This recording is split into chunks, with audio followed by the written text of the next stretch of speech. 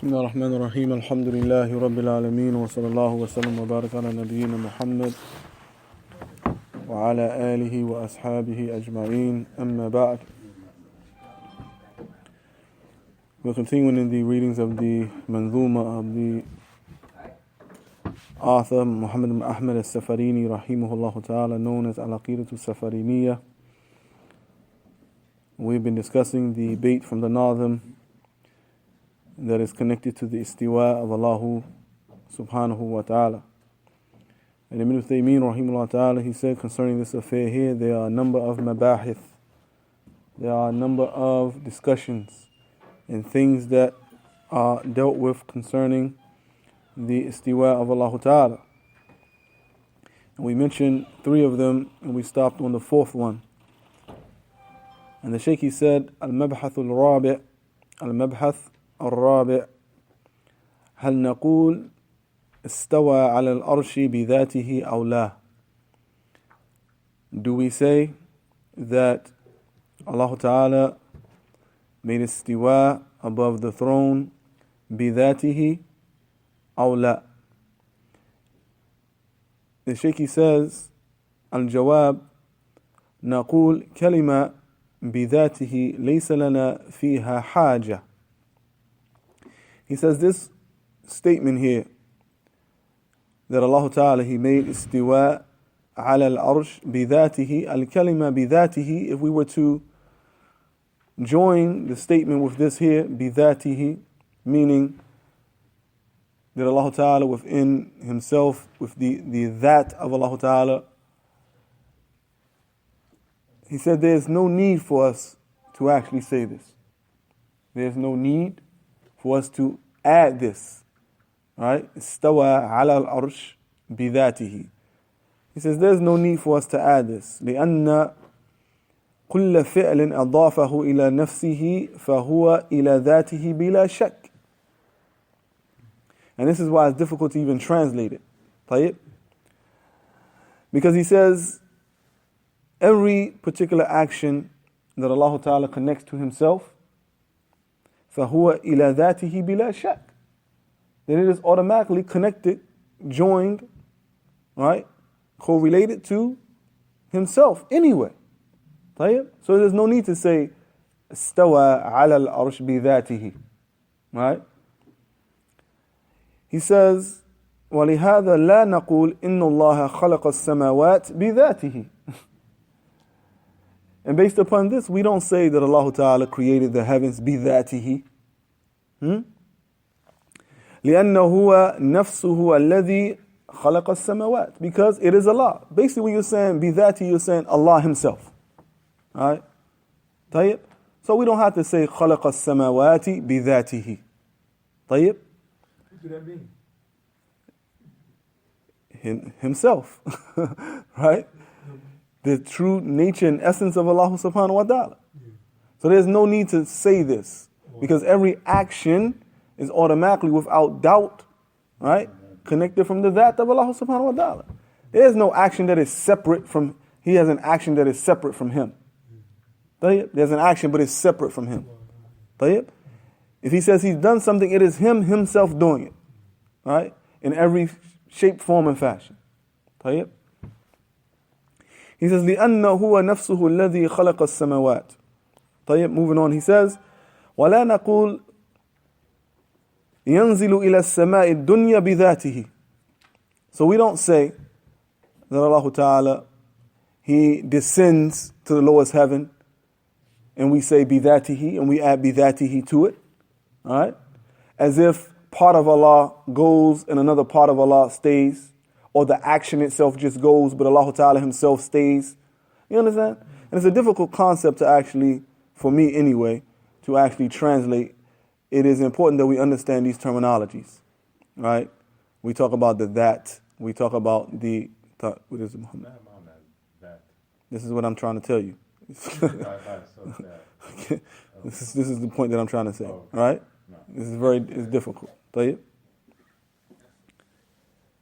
You can say essence, you can say nature, you can say all of these things, but at the same time, even using these particular literal one-word translations is not going to bring about the true essence or the meaning of the word when it's connected to Allah Ta'ala. Right?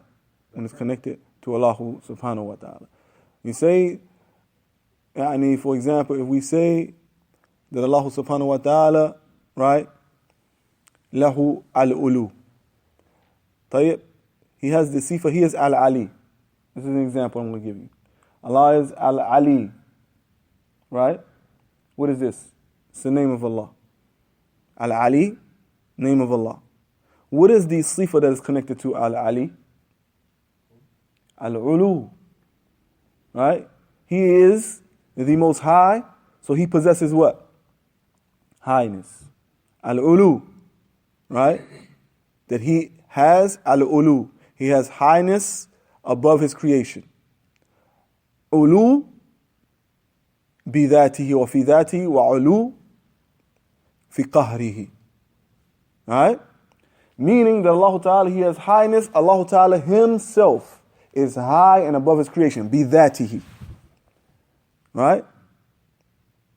You understand? No. Ulu that wa ulu al-qahr. He has highness in and of himself. He is Allah Ta'ala in and of himself. His very essence and nature is al-ali. Lahu al-ulu. Right? Above his creation. He also has ulu al-qahr, meaning he has highness over his servants in the fact that none of his servants can resist him. He has domination over them. Right? He has ulu. Right? Biqahrihi. In the fact that he dominates his servants. He is up over top of them in every type of way. You understand now? How someone can try to separate and say, okay, if it's istawa al-arsh bidhatihi, and utilize this term, but Ibn Taymiyyah rahimahullah ta'ala, he says there's no need. There's no need to utilize this term when we're talking about the istiwa of Allah. There's no need to utilize that when we're talking about the khalq of Allah. Khalaq as-samawat, we don't have to say bidhatihi. Right? He created the heavens and the earth. He created the heavens. That's it. Right? You understand now? The Sheikh saying that it's bid'ah to connect it. He didn't say bid'ah. He just said there's no need for us to add this extra kalima. Okay. Right? Because there's no doubt that Allah Ta'ala, if he made istiwa, afwan, wastawa ala al-arsh, then automatically, right, bidhatihi. But we don't have to say it. This is the point. We don't have to add that extra kalima, bidhatihi. Like, Abdul tell me something with his own mouth. Yeah. We don't have to say it. Right? We don't have to say it. طيب?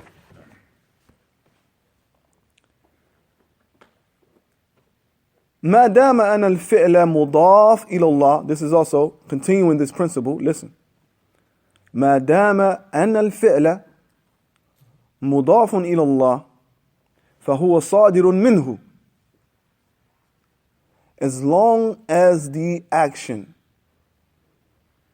as long as we understand that the action is connected to Allah Ta'ala, the action is connected to Allah, then we know the origin of the action is from Allah. طيب? As long as the action is connected to Allah, then we know that the action is, from the origin of the action, it comes from Allah Ta'ala. طيب?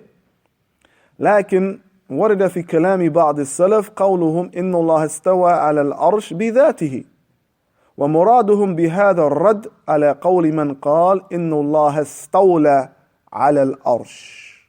طيب? And he says, but there has been mention from some of the Salaf, right? Some kalam, some speech from some of the Salaf saying that indeed Allah made istiwa above his throne bidhatihi. طيب? Look at the ulama, understanding the ways of the Salaf and not causing some type of shubuhat to the people as Ahlul Bid'ah do. When they find certain statements of the Salaf in which they want to use to support their bid'ah, right? They don't interpret it in a proper manner. The Shaykh, he says, but the proper interpretation and understanding and the intent behind the Salaf, any one of them who said, إِنَّ اللَّهَ اسْتَوَى عَلَى الْعَرْشِ بِذَاتِهِ, what they meant and what they intended by saying this is to refute the one who says that Allah Ta'ala made not istiwa or not istawa ala al-arsh, istawla, that Allah Ta'ala conquered the throne.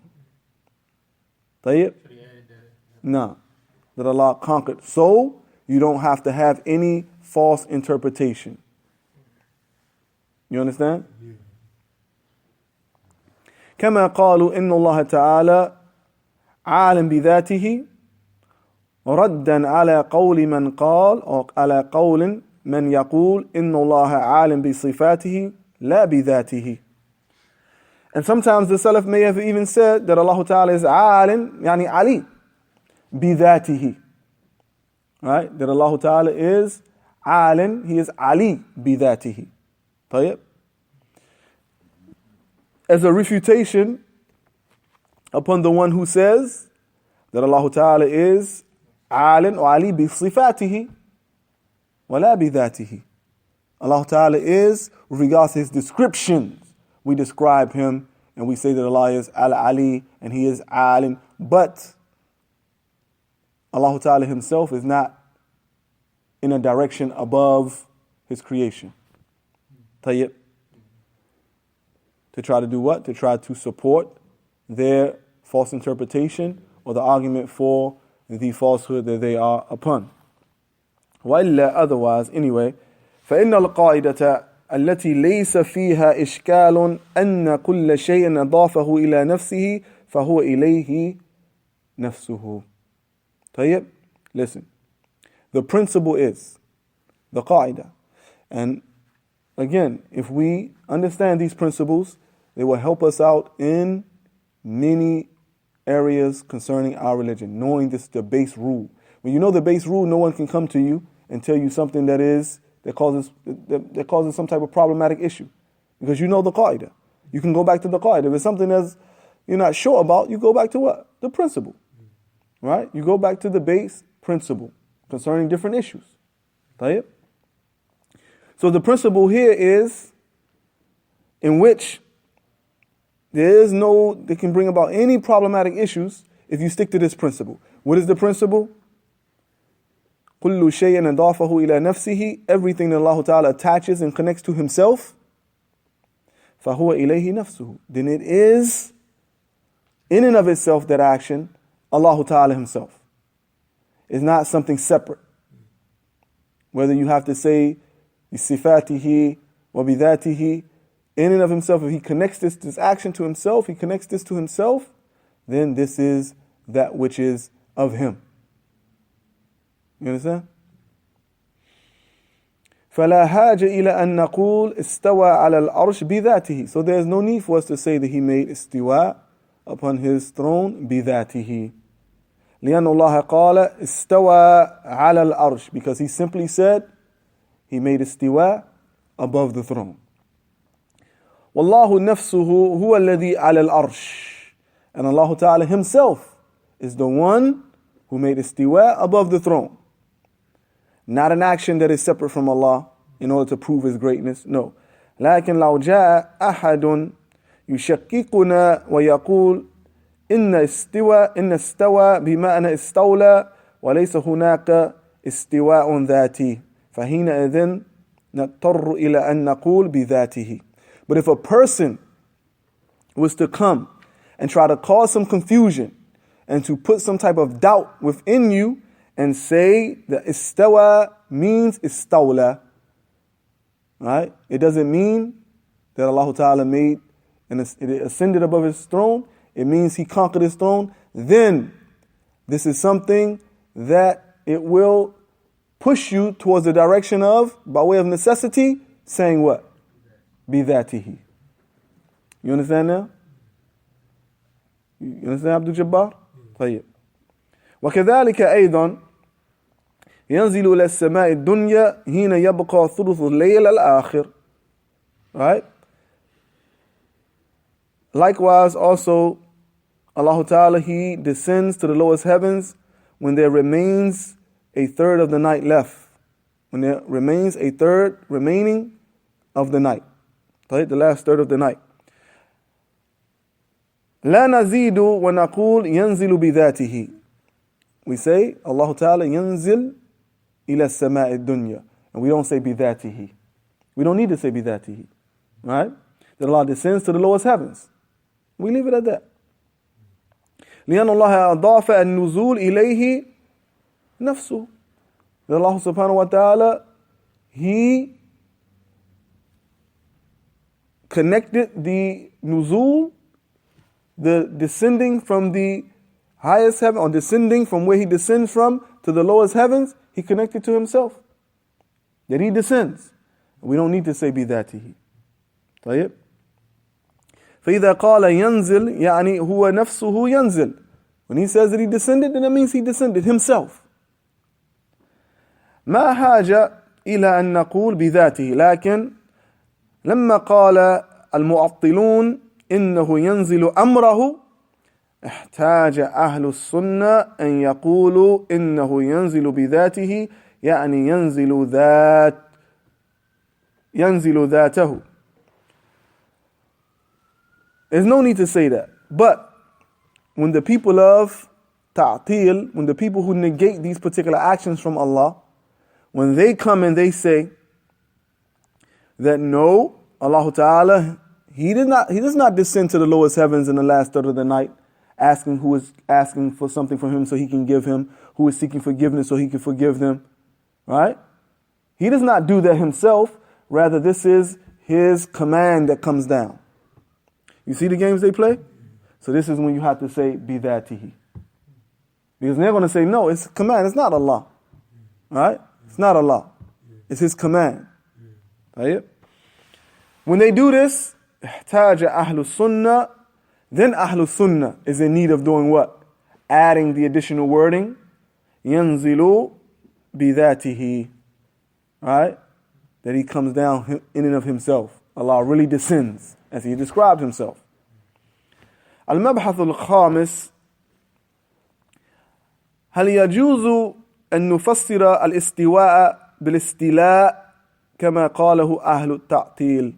أهل التعطيل. Is it permissible for us to interpret and explain and make tafsir of the term al-istiwa with the term al-istila? Is it permissible for us to do this? طيب? Is it permissible for us to falsely interpretate istiwa, that Allah ascends, as I mentioned before, to Allah conquered, Allah dominated, if you want to say. قالوا إن الله استوى على الأرش يعني استولى عليه وليس معناه على عليه. They say that Allah Ta'ala, concerning استوى على الأرش, that Allah, He conquered His throne, that Allah Ta'ala did not rise above. Why do they say this?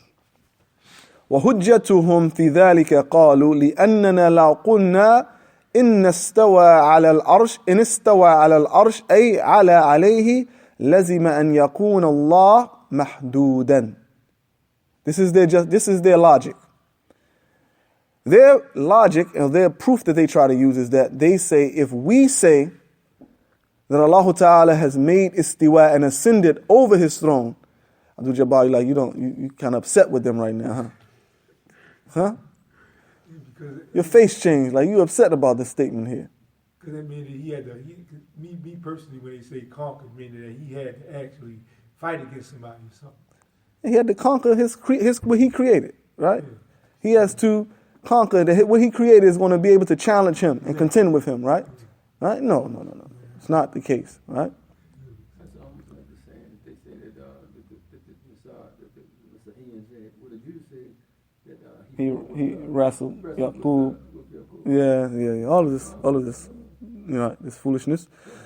So they say, if we say istawa ala al-arsh, ay ala alayhi, if Allah rose and ascended above the throne, lazima an yakuna Allahu mahdudan, then this will mandate that we have restricted Allah subhanahu wa ta'ala and we have placed Allah ta'ala restrictively in a place.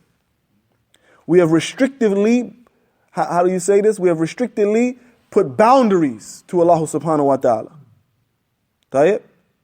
You understand? ويقال إن امرأة إن امرأة جهم بن صفوان قدمت البصرة فقيل لها إن الله استوى على العرش فقالت منكرة محدود على محدود إنها تكفر بذلك وإنها عفوا تكفر بذلك. It is said that one of the women of Jahm ibn Safwan, who is Jahm ibn Safwan? Who is Jahm ibn Safwan? We're talking about these issues of ta'til, these issues of, as we mentioned already before in this text, of the Quran being the kalam of Allah. We don't know who Jahm ibn Safwan is. Huh? Huh? No, Jahm bin Safwan. We're going to end class with this tonight. Huh? Is it the son of Abu Sufyan? No. Jahm, the son of Safwan. I didn't say Sufyan. I said Safwan. Jahm. We heard of Al-Jahmiyyah. We heard of the Jahmiyyah.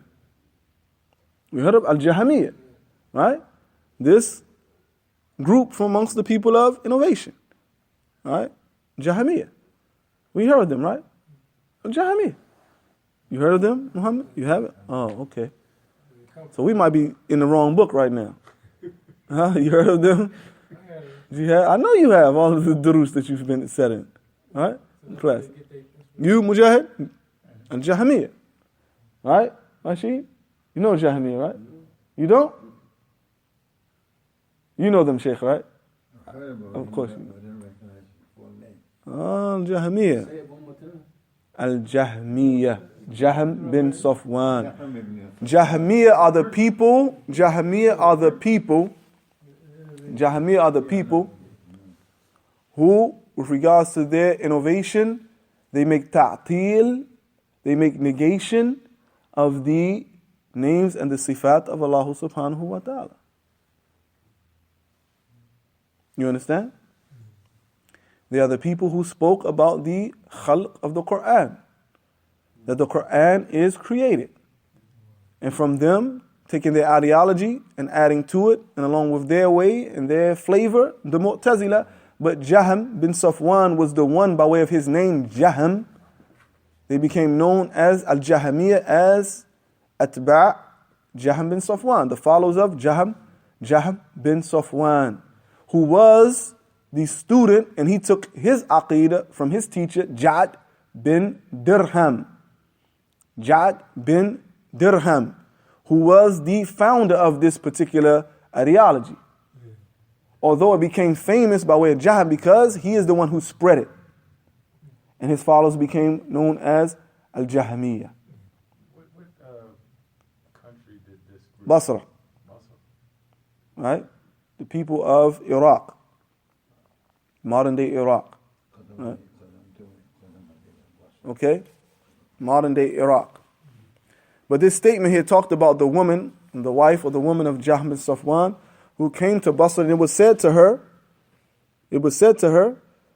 that Allah Ta'ala, He made istiwa al-arsh. And she said something that was very despicable, right? Denying this, or about Allah Ta'ala, and she said, mahdudun ala mahdudin. Meaning, she restricted Allah subhanahu wa ta'ala. She made a terrible statement here, right?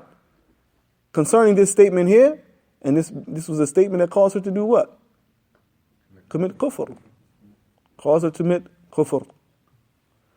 And many of the ulama have considered the heads of the Jahmiyyah to be people of kufr.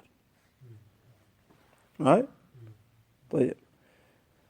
What separates them from some of the other people dealing with the sifat of Allah Ta'ala, or the asma wa sifat of Allah Ta'ala, is that the Mu'tazila and the Ash'ira and these other groups, they are people of what? Ta'wil. The Jahmiyyah people are ta'til, outright rejection. And there's a difference between ta'wil and ta'til, right? Even though the people of ta'wil, in many cases they're making ta'til too, but they place it under the umbrella of ta'wil, which makes it, restricts them from being excommunicated, if you want to say, or considered to be kuffar, right? Because now they are interpreting. They're not denying anything, right? They're not denying it, but they're interpreting in a way that is incorrect. وَتَعْوِيل بِدُونِ الدَّلِيل بَاطِل, right? But any ta'wil without proper evidence is what? It's batil. That's similar to tafsir, right? No. The word ta'wil is used for tafsir, interpretation. Right? It can be blameworthy and it can be praiseworthy. Or it can be accepted or it can be rejected. Right? Yes. Can you translate what the wife said? She said, she said mahmoud what? Mahdood, is this what they said? That what they say is to say that Allah subhanahu wa ta'ala, He made istiwa, is the people of ta'wil. What happened is, many times, we don't want to go too far, many times the people of ta'wil, they were trying to make their ta'wil to do what? In a manner of trying to be righteous. Meaning, trying to say, no, we can't say this about Allah subhanahu wa ta'ala, but they have no license to do what they were doing. Right? So now because these people have gone to the extreme to negate this from Allah subhanahu wa ta'ala and to say that He is confined within a place, right? To say He's confined within a place, the people of ta'wil come out and say, wait a minute, we got to be careful. So now we have to reinterpret, and we can't say istiwa, we have to say istawla, so that we can deal with the people of ta'til. You understand now? You understand? In order to try to confront and to think that they were refuting the innovation, they fell into innovation themselves. So the people of ta'wil. The one that's outright rejection is ta'til. Right? And this is why we, in our aqeedah, in here, when we say concerning our principles and how we believe and we accept the names of Allah subhanahu wa ta'ala, we say with what? We say what? Without what? Ta'til. Without what else? Tamthil. Without what else? Takyif. Without what else? Tashbih. Alright? Without taktil. Without, and what else? One more? Tahrif. So we negate all of these things. We say we believe in the names of Allah. Right? When we say about Allah subhanahu wa ta'ala, what He say about Himself, what He has described Himself. Right? Ahlul Sunnah, they are the people who do what? They describe Allah in the manner He described Himself. And the manner the Prophet ﷺ described Him, Allah Ta'ala. Right? Without any tahrif, wala ta'til, without any what? Takyif, wala tamthil, or tashbih. Right? And in some cases, to already negate and say what tashbih, right? Or tamthil, which is very similar, but they differ just a little bit, right? Which is a whole nother class, right? Tamthil is to do what? Is to liken something to something in totality. That something is exactly like something else, tamthil. Tashbih is to liken something to something, but it's not totally the same. It resembles. It has resemblance. Yes, Rashid. So it's 5 or 6. How many we mentioned? 5, and then we have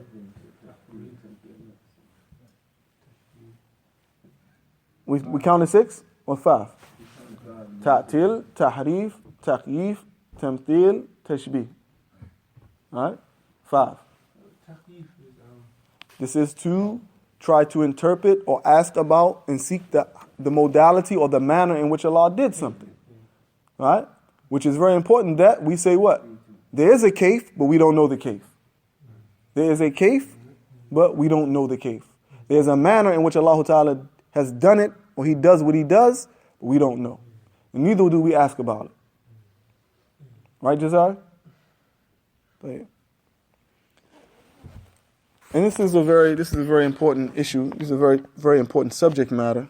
One of the important things about this subject matter is that you don't have to necessarily know so many different arguments. You don't have to get into so many of the complex issues concerning it. Know the principles. Know the basic principles. This is why the book of Ibn Taymiyyah, rahimahullah ta'ala,